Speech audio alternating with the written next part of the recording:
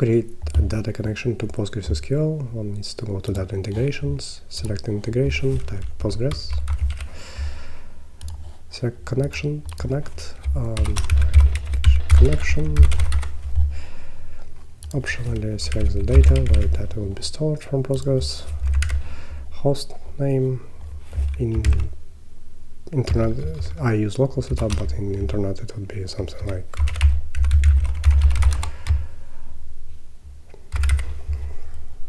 database name,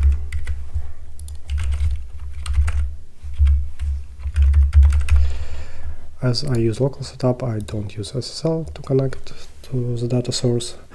Otherwise we should always ensure that SSL connection is established, because otherwise we cannot guarantee the data security.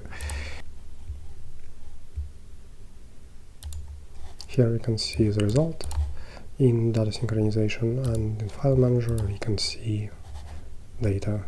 It's not all the tables, in my particular case it's only a single table. We can see all the data from this table in this file.